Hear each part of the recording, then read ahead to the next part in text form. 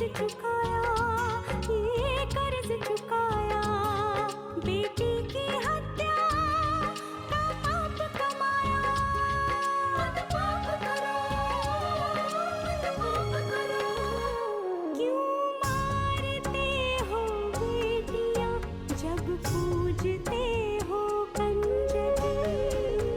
बिन बिटिया स्वर्ग अधूरा। मुझे माफ कर दे मेरी बच्ची।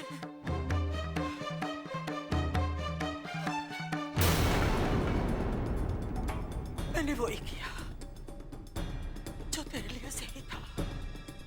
तुम आज कैसे आ गई? कैसे टाइम मिल गया तुम्हें? पापा जी, टाइम कहाँ था मेरे पास, बहुत काम थे मुझे। लेकिन मैंने सोचा अब आपको देखने आना है सो आना ही है, तो मैं आ गई। ये हमारे पालनहार हमारा दुख दूर करते हैं और हम इन पर आंख बंद करके भरोसा करते हैं कि ये हमारा दुख दूर कर देंगे। नहीं, पर ऐसा नहीं है। इन्हें हमारी जरा भी परवाह नहीं।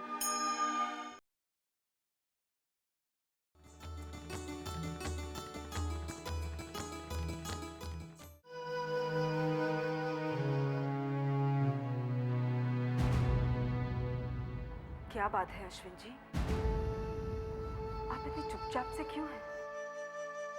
कोई परेशानी है क्या? नहीं तो। अंकल जी ठीक तो है ना? डॉक्टर ने कुछ कहा है? नहीं, सब कुछ ठीक है, कोई परेशानी नहीं है।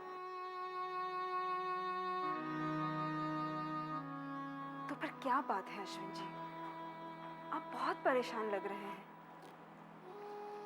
लक्ष्मी, आपको याद है जिस दिन पापा एडमिट हुए थे, उस दिन एक बच्ची थी जिसे मैंने गोद में उठा रखा था, जिसे देखकर आपको अपनी बच्ची की याद आ गई थी। हाँ अश्विन जी, मुझे याद है। क्या हुआ? उसकी तबीयत बहुत खराब है। क्या हुआ उसे अश्विन जी? उसके दिल में छेद है। क्या? हाँ, उसके माँ बाप बहुत दुखी थे। उसकी माँ तो बहुत रो रही थी। हे भगवान, हे भगवान, इतनी छोटी सी बच्ची के साथ ऐसा क्यों हो रहा है? यही तो मैं सोच रहा था। जानती हो लक्ष्मी, किसी भी माँ बाप के लिए अपने बच्चे को तकलीफ सहते हुए देखना कितना तकलीफदेह होता है। आप सही कह रहे हैं अश्विन जी। भगवान उसे जल्दी से ठीक कर दे। हाँ,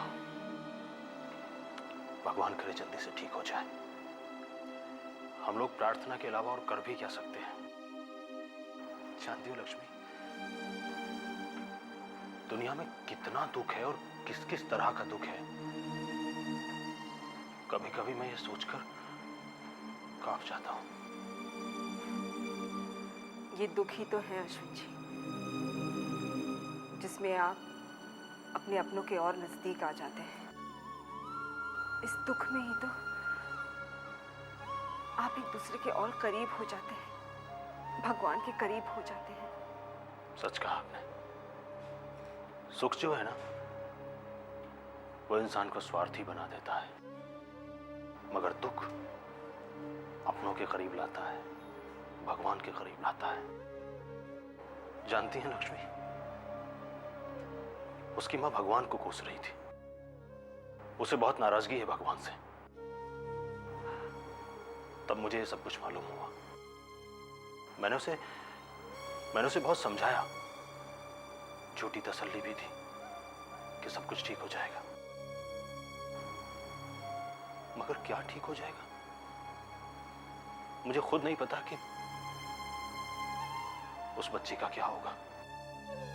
बस तब से जब भी जब भी उसके बारे में सोचता हूं तो बहुत तकलीफ सी होती है। मन बहुत अजीब सा हो जाता है। आप बहुत दयालु हैं अश्विन जी, इसलिए दूसरों के दुख आपको इतना परेशान कर देती है और इसलिए आप परेशान हो जाते हैं। अश्विन जी भैया, पापा बुला रहे। ठीक।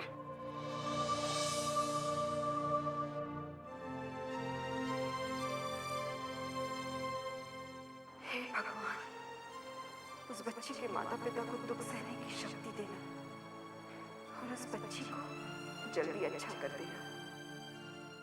बिन बिटिया स्वर्ग अधूरा।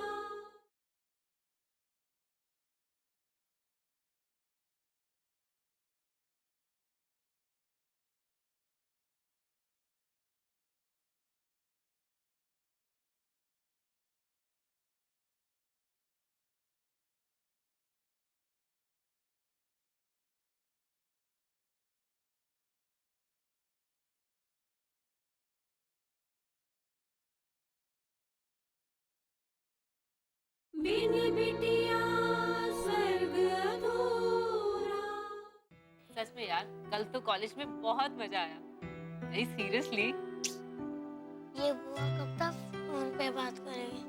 बुआ क्या है विराज? अब तो फोन रखो। क्यों? मैं बोर हो रहा हूँ, मेरे साथ खेलो। तुम अपने आप खेलो। सॉरी यार। अपने आप कैसे खेलो? या तो चिराग भी नहीं है, मैं अकेला कैसे खेलूं? जैसे खेलना है वैसे खेलो, पर मुझे तंग मत करो। सॉरी यार। हाँ बोल। चलो जल्दी से खाना खा के सो जाना। हाँ, ए मैं तुझसे बाद में बात करती बहुत थक गई हूँ मैं, बिल्कुल परेशान नहीं करना मुझे। चलो हूँ। चल bye bye bye.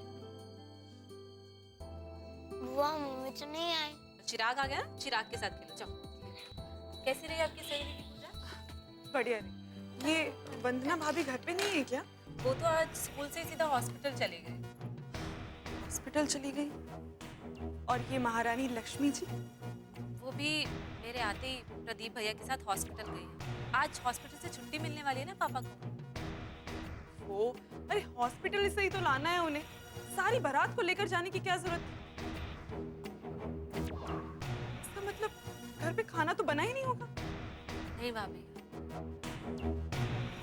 Oh no, एक तो भूख के मारे जान निकल रही है, अब दोनों हॉस्पिटल चली गई। एक को तो रुकना चाहिए था ना। आज हमें ही खाना बनाना पड़ेगा। हाँ मुसीबत है ये। मैंने इन्हें भी फोन किया था ऑफिस में, वहां पर थे ही नहीं। घर आए क्या ये? हाँ, धीरज भैया नहीं आए। घर नहीं आए तो कहाँ चले गए? कहीं ये भी पापा जी को लेने हॉस्पिटल तो नहीं पहुंच गए? शायद हो सकता है। इस घर में सारे के सारे लोग एक से बढ़कर एक हैं। पेट में चूहे कूद रहे हैं, इसका मैं क्या करूं? भाभी किचन में भी कुछ नहीं पड़ा। इनफैक्ट विराज को भूख लगी थी तो मैंने उसे एक गिलास दूध दे दिया। अरे औरों का समझ में आता है, पर ये लक्ष्मी, इसको जाने की क्या जरूरत थी? इसका कौन सा रिश्तेदार एडमिट है वहां पर? इसको तो यहाँ रहना चाहिए था ना।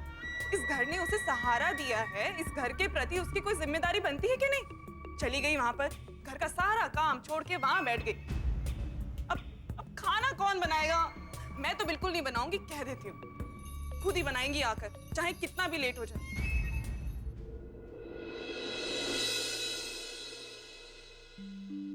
अंकल जी, अब आपको कैसा लग रहा है? मैं बिल्कुल ठीक हूँ। अगर आपको लगता है कि अब भी कोई परेशानी है तो आप डॉक्टर को बता सकते हैं। हाँ, तुम मेरी इतनी चिंता क्यों करती हो लक्ष्मी? मैं कोई बच्चा थोड़े ही हूँ। मैंने किताब में पढ़ा है अंकल जी कि जब इंसान बुजुर्ग अवस्था में पहुंचता है ना, तब उसकी हरकतें भी बच्चों की सी हो जाती है। इसलिए उसका ख्याल भी बच्चों की तरह रखना पड़ता है। तुम्हारा कहने का मतलब ये है कि मैं बहुत बुरा हो गया हूँ? नहीं, आप बच्चे बन गए हैं। अच्छा। प्रसाद लीजिए। बहुत दिनों के बाद मीठा खाने को मिलेगा, लेकिन इतना थोड़ा सा प्रसाद? अंकल जी, प्रसाद इतना ही दिया जाता है। और वैसे भी ये प्रसाद किसी और के लिए भी है, जिसे भगवान के आशीर्वाद की सख्त जरूरत है। चलो, अगर कोई जरूरतमंद है तो कोई बात नहीं, मैं बाकी का प्रसाद उसके लिए छोड़ देता हूँ। जी। अब तो आप खुश है ना पापा? डॉक्टर आपको घर भेज रहे हैं? वंदना भाभी, आपको कैसे पता चला? मैंने घर पे फोन किया था तो सोहिनी ने बताया।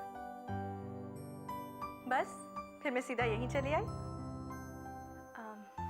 लक्ष्मी, पापा की सारी रिपोर्ट्स ठीक है ना? जी भाभी, इसलिए तो डॉक्टर ने छुट्टी देने का फैसला लिया है।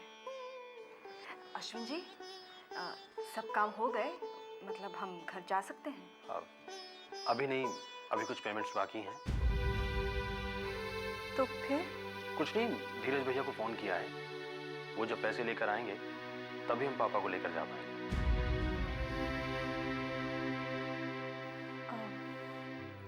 बिल कितना है अश्विन? कुछ ज्यादा नहीं भाभी, थोड़ा सा ही है। बस भैया पैसे लेके आ जाएं, फिर चलते हैं। चलो कोई बात नहीं, जहां इतने दिन निकाल दिए हैं वहां कुछ देर और सही।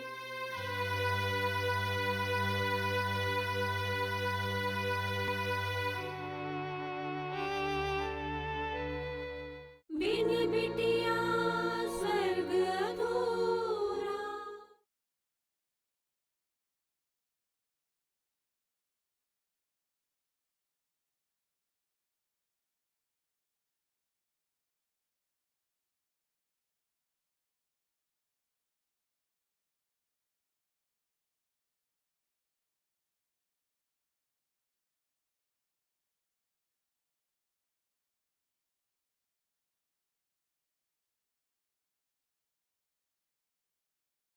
बिन बिटिया स्वर्ग अधूरा।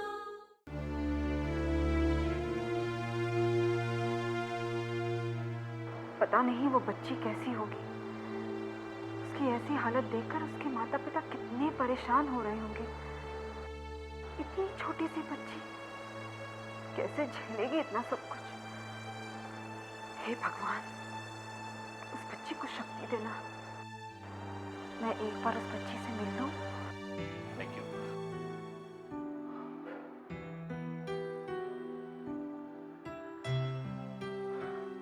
लक्ष्मी, चलो फाइनली आज पापा को हॉस्पिटल से छुट्टी मिल जाएगी।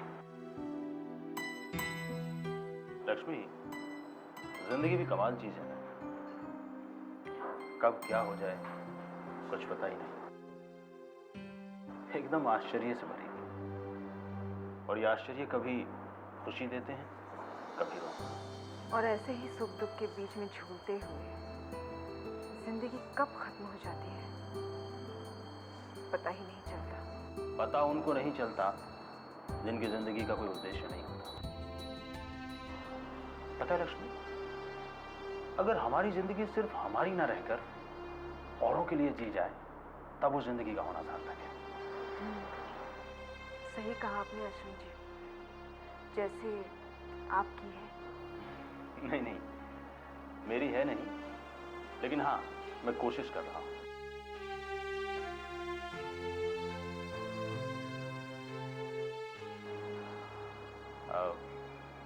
लक्ष्मी, क्या सोच रही हैं आप? हाँ, नहीं तो। नहीं, जब मैं आया तो मुझे लगा कि आप कुछ सोच रही थी।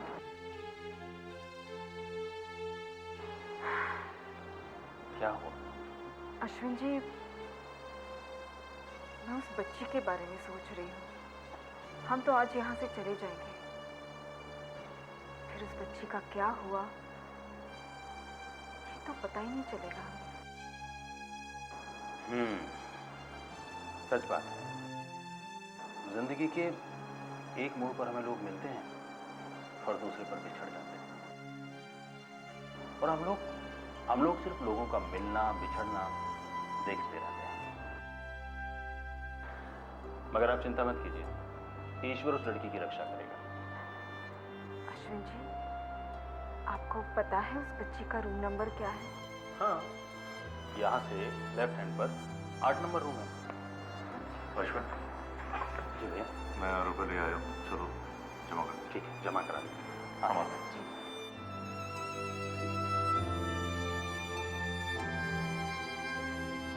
यहाँ से लेफ्ट हैंड पर 8 नंबर रूम है।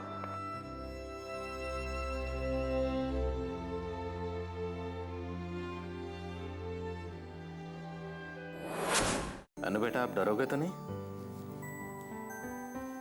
नहीं, ये तो हमारी बहादुर बच्ची है, किसी से नहीं डरती, है ना अनु? हाँ। Anu is a brave girl.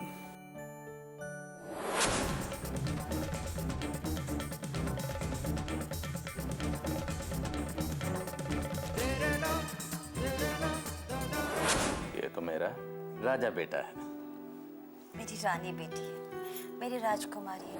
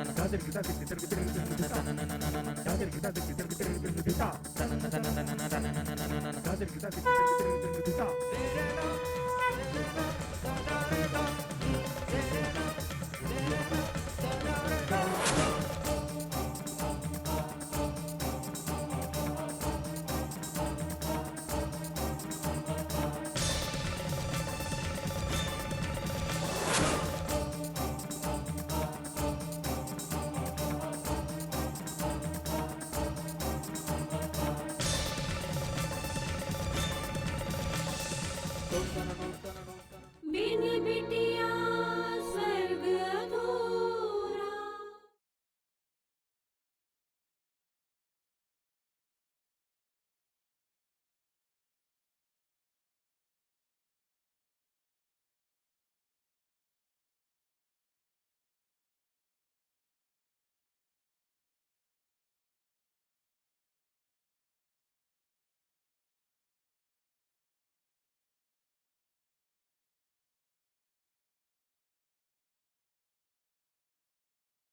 बिन बिटिया स्वर्ग अधूरा।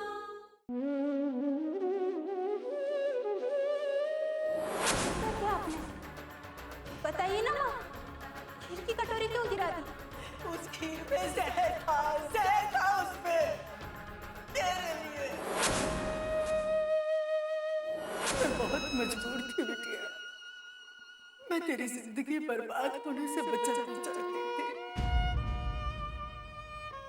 मुझे माफ कर दे, मुझे माफ कर दे बिटिया, मुझे माफ कर दे। माँ ने आज कितना बड़ा कदम उठा लिया था, वो कितना मजबूर हो गई थी ये सब करने के लिए, लेकिन उनकी मजबूरी की वजह कौन था? बाबूजी या फिर मैं? शायद मैं ही हूँ। मैंने बाबूजी की जिद के आगे हार मान ली और ये शादी करने के लिए तैयार हो गई। इसीलिए माँ ने ये किया। वो मुझे इस दर्द से हमेशा के लिए छुटकारा देना चाहती थी। माँ के दुख का कारण मैं ही हूँ। हाँ, मैं ही हूँ। हे भगवान, ये सब क्या हो रहा है? मैं जो भी कुछ कर रही हूँ वो ठीक है या नहीं? कहीं मेरी वजह से कुछ करना बैठे।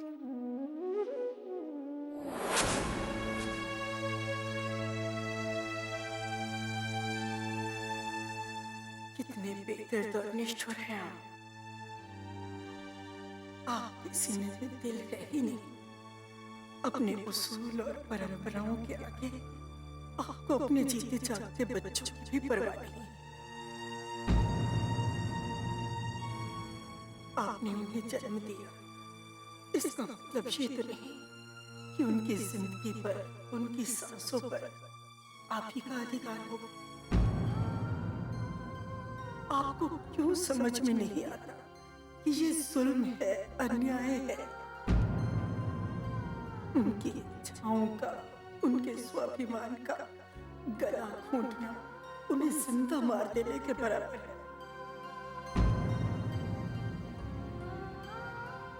हे भगवान, अब आप ही दया करो, इन्हें सद्बुद्धि दे दो।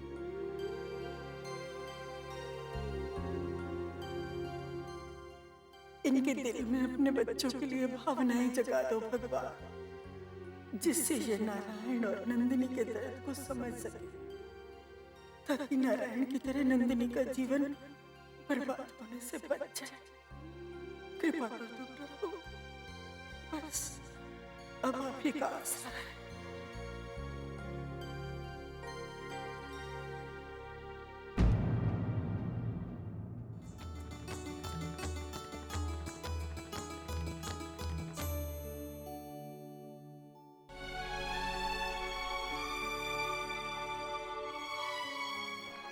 अरे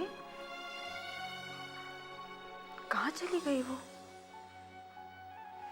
लगता है कोई जांच वगैरह करवाने के लिए लेकर गए होंगे। कोई बात नहीं, शायद मेरे नसीब में उससे मिलना लिखा ही नहीं होगा।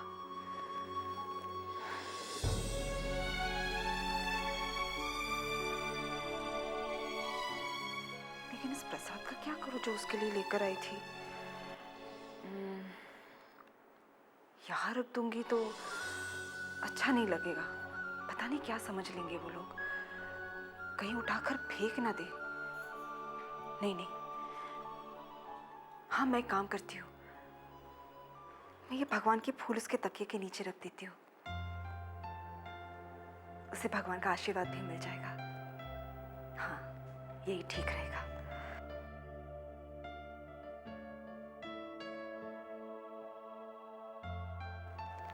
हे भगवान, उसकी रक्षा करना। जी, आप कौन?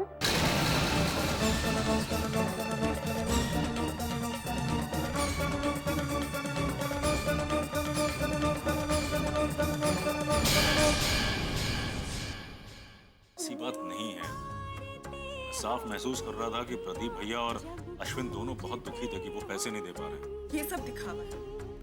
चलो मान लिया कि प्रदीप भाई साहब के पास नहीं थे, लेकिन वंदना भाभी उनके पास तो थे। अरे वो तो स्कूल में पढ़ाती है, वो तो कुछ पैसे दे सकती थी। मगर इससे पहले अनु को सांस लेने में तकलीफ हुई होगी, आप लोगों ने ध्यान नहीं दिया होगा। इसको दौड़ने खेलने में भी तकलीफ हुई होगी, फिर आप लोगों ने इसका ट्रीटमेंट क्यों नहीं करवाया? अगर पहले पता चल गया होता तो आज ये नौबत नहीं आती। डॉक्टर, दरअसल अनु हमारी अपनी बेटी नहीं।